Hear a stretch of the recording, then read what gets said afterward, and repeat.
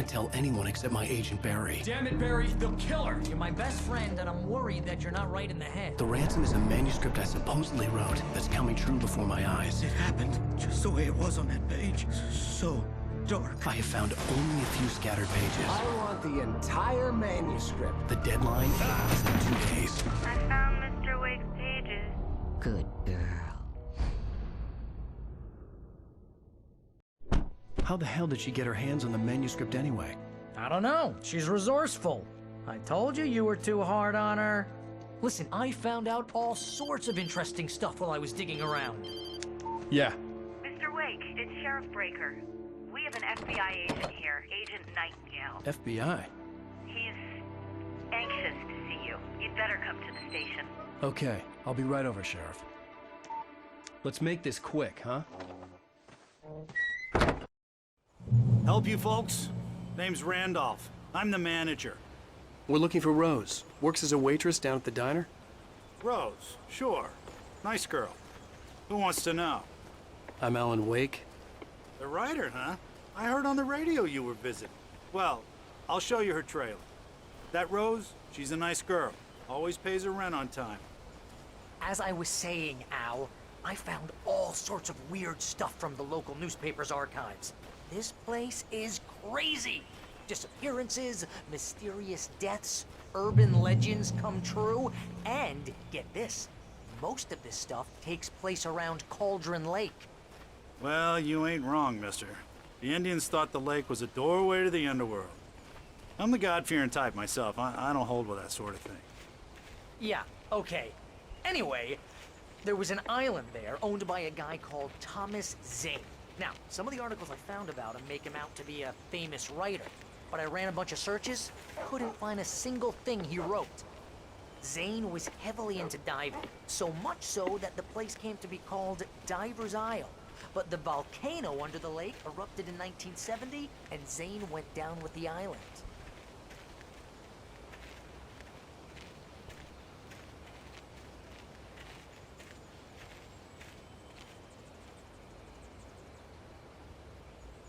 It gets better. A local girl, Barbara Jagger, drowned in Cauldron Lake just a week earlier. They were lovers.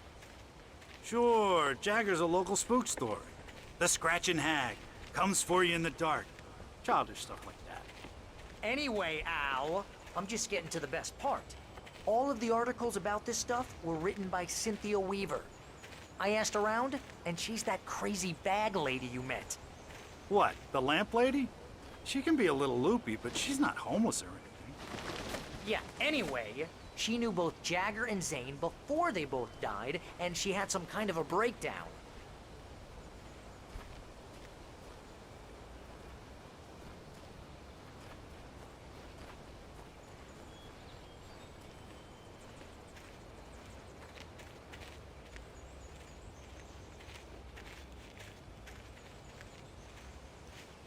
Well, mister, this here's Rose's trailer.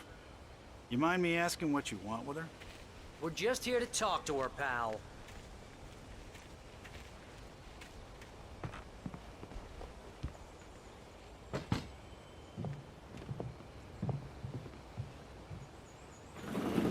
Welcome to... Oh dear, Mr. Wake. I'm so glad you're here.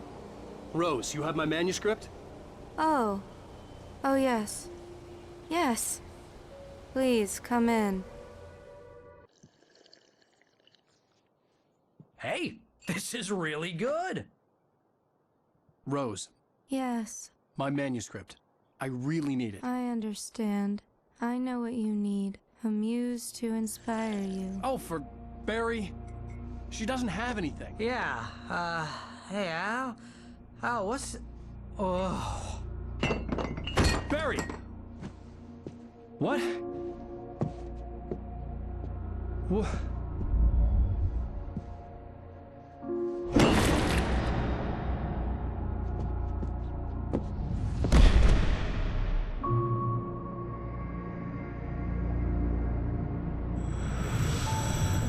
It's coming for you, hiding in my barber's skin. I'm too weak to stop it. You must turn the lights on. promised I'd come visit you and your lovely wife. You must finish what you started. I insist. You must turn the lights on. Turn the light on. Back to work, boy.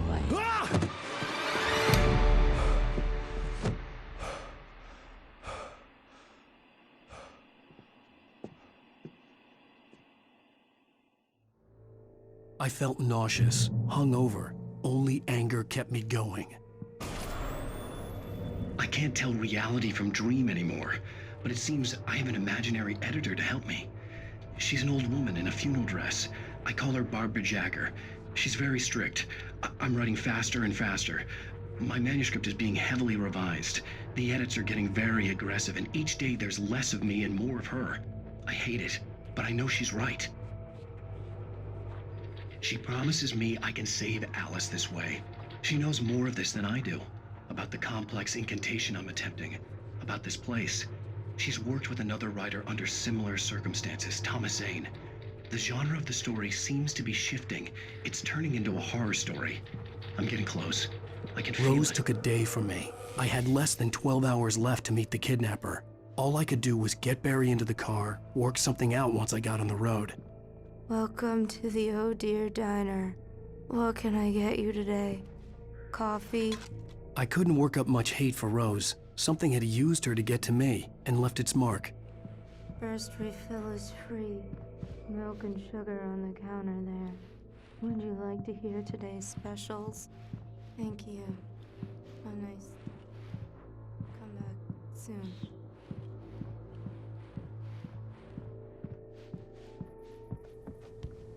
My gun and flashlight were gone. I'd have to find a way to get Barry into the car. Mr. Randolph liked Rose. That little smile she had. How she was still sweet when life had tried so hard to make her bitter. It wasn't any of his business what she did in her trailer. But those strangers, the writer and his smart-ass sidekick, looked like trouble. And they'd been in there for hours, way past her normal bedtime. He reached for the phone and called the sheriff's station. As quickly as possible. There was no time to waste.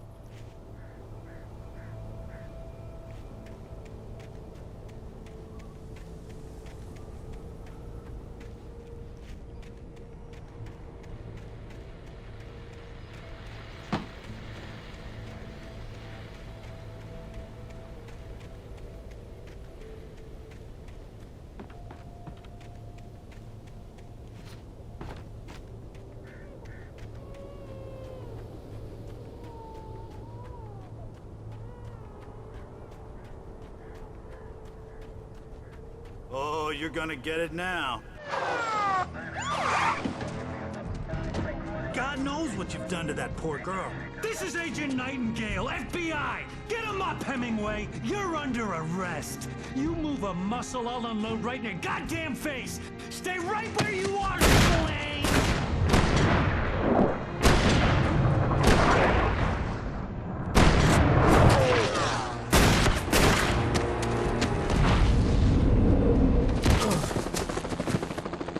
What are? I'm standing right here, you goddamn maniac!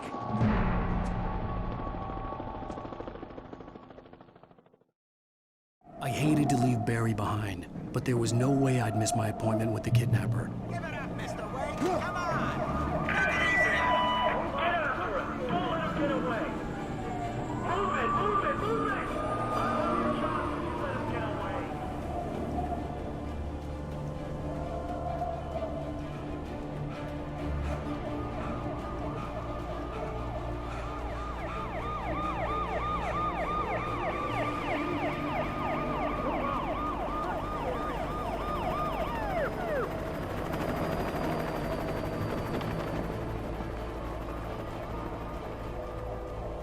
There he is! We have the suspect in sight!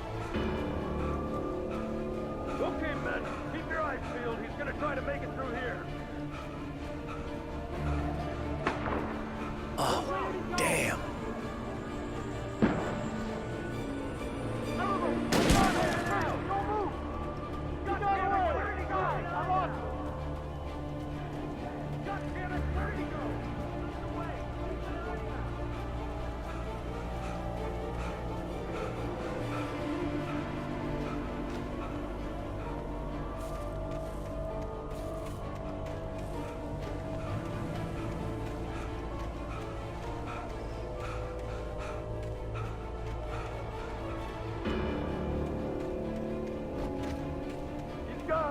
Come on, guys. We need to head him off. For decades, the darkness that wore Barbara Jagger's skin slept fitfully in the dark place that was its home and prison. It was hungry and in pain. It dreamed of its nights of glory when the poet's writing had called it from the depths and given it a brief, terrible taste of power and freedom. The rock stars had stirred it from the deep sleep the poet had sunk it back to in the end. When it's...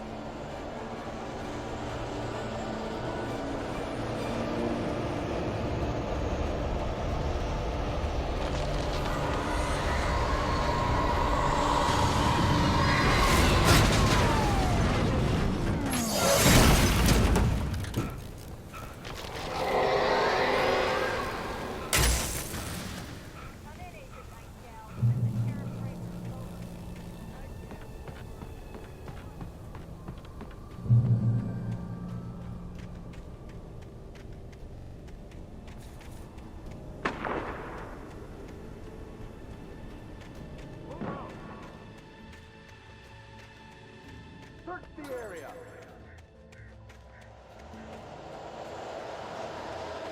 Stay sharp. This way. Over here.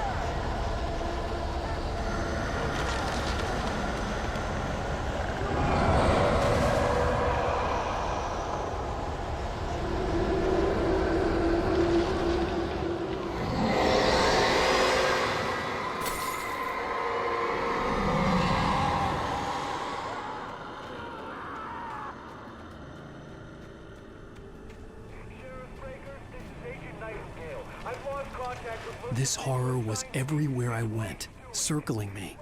The cops didn't stand a chance. They were after a writer, not a monster.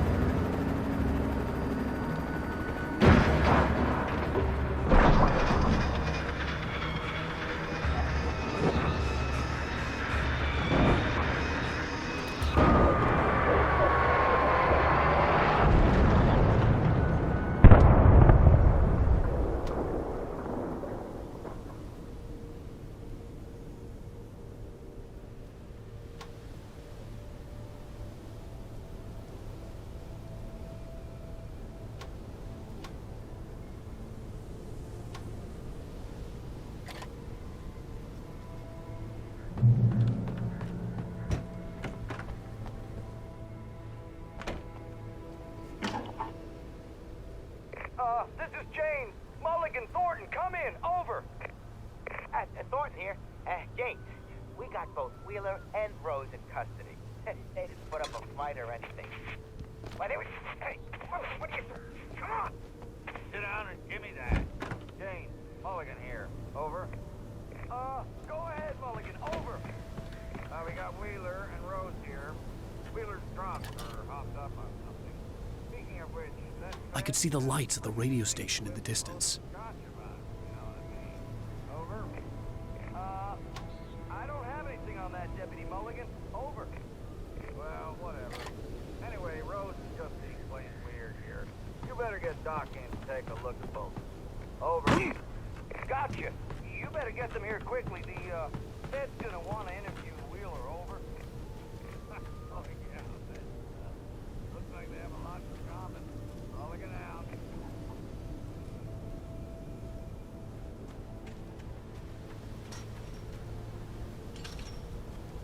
I imagined that the broadcast tower in the distance was part of the local radio station. Maine seemed like a decent guy. Perhaps he could give me directions to the coal mine.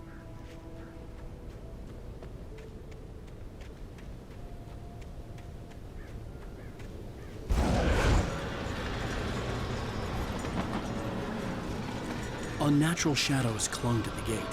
The darkness that was after me was trying to escape. I wouldn't get through it anyway.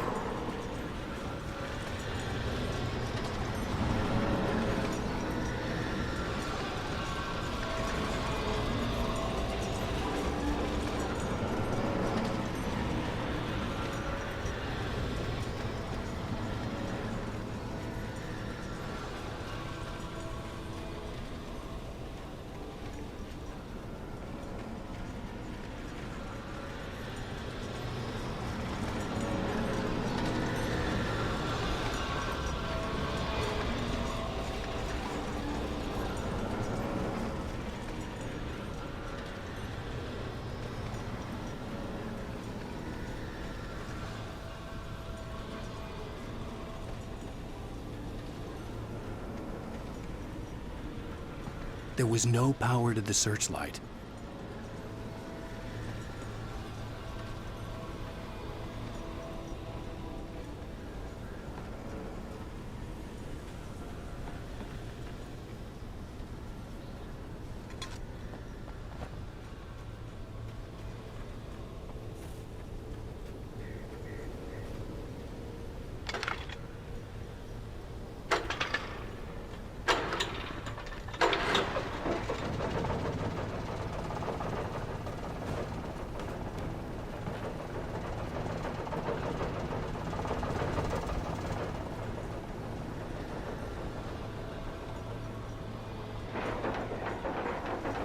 The old generator conked out.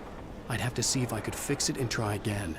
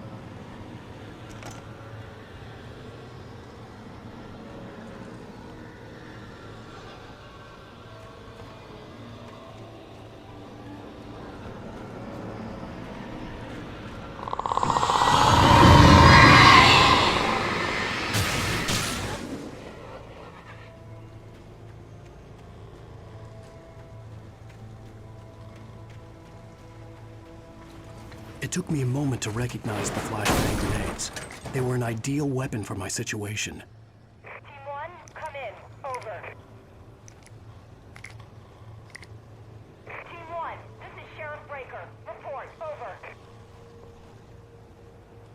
Team 2, come in. I need a report. Over. Come on, guys. Talk to me. Come in, please. Over.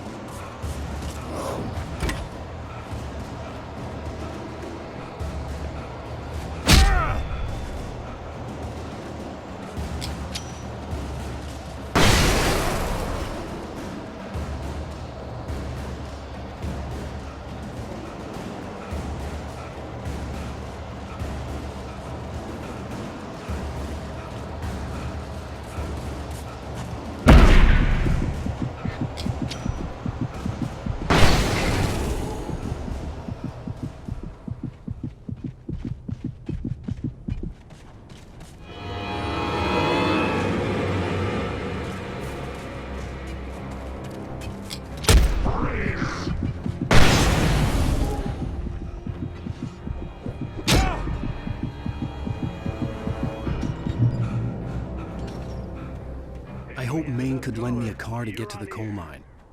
Dad, it's Lorna Miles. Why, hello, Lorna. What do you have for us? Well, I just don't see why the cops bother with the trailer park. What do you mean?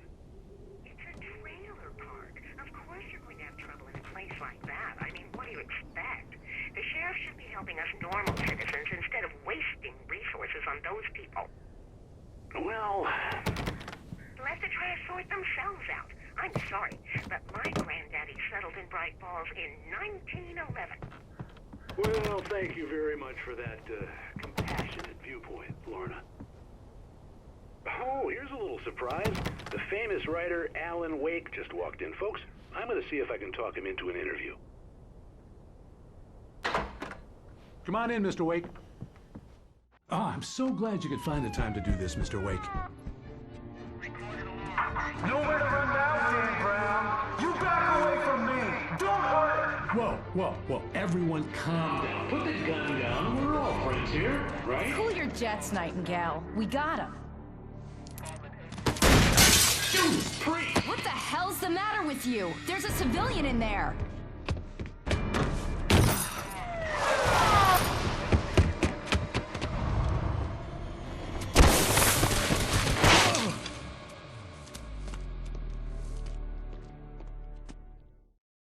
I'll get you yet, even if it kills me. You hear me? You hear me, H.P. Lovecraft? I had fallen off so many cliffs it was ridiculous.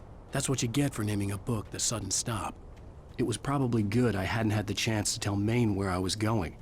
I'd have to lose the cops and find my own way to the mine. Nightingale stared through the broken studio window into the dark woods. He turned around, started to walk out, but Maine grabbed his arm. "Young man, you almost shot me. You don't shoot off rounds at people like that. What's the matter with you?" Nightingale shook his arm free, marched out. His cheeks burned with rage and humiliation.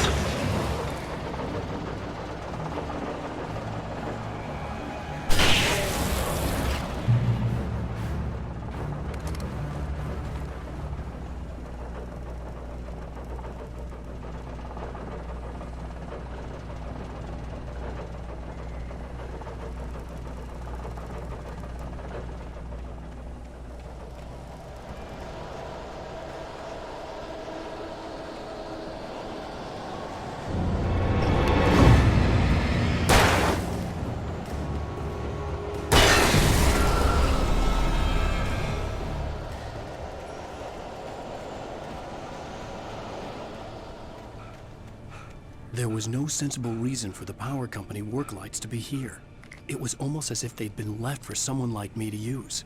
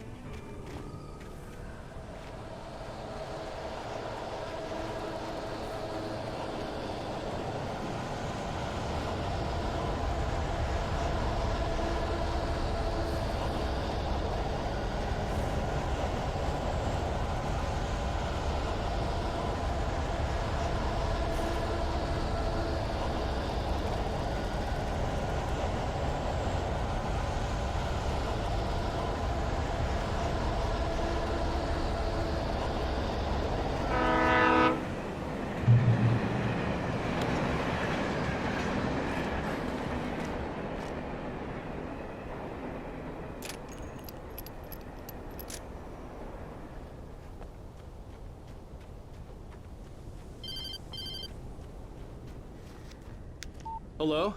The most stubborn man I've ever met. Alice? Alice? Alan. Alan.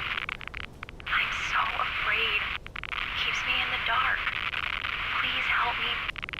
I look at you, Alan, and it's not you. Something else. Looking out from behind your eyes. Alice, I'm here. I'm so alone here. It's all gonna go to hell. You need to be careful. Cooperate. The connection had been terrible, but that wasn't the only thing that hadn't been right with the call. She sounded wrong. The pipe wrenched itself loose from the bridge's steel framework. Wrapped in darkness, it floated in midair, twitching. For a moment, I didn't understand what I was looking at. The heavy object lurched at me with impossible force. I threw myself out of the way, but just barely. When I turned my flashlight on it, it shook in a dark rage before it flew at me again, somehow. But she had called me. I could see a railway bridge up ahead and a warehouse of some sort on the opposite shore. I hoped I could find a car from there.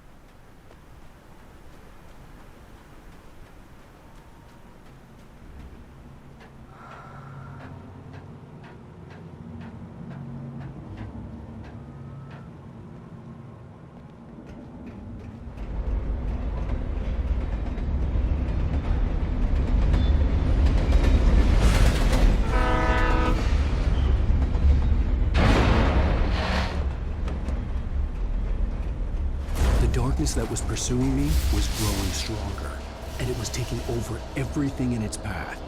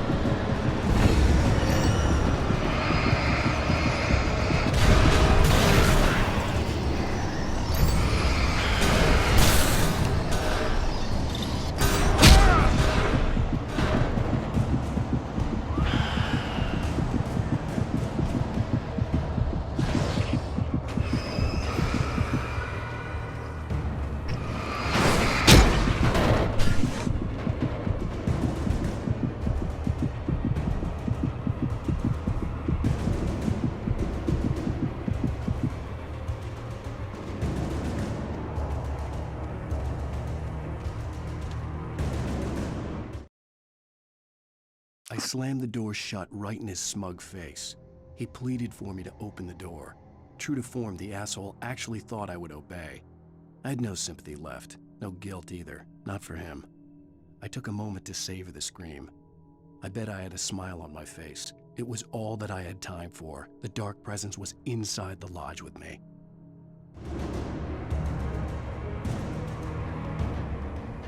As a teenager, just starting to get interested in writing, Stephen King had been a source of inspiration to me. I thought about all the inanimate objects that had come to life in his books. No one is safe in a good horror story,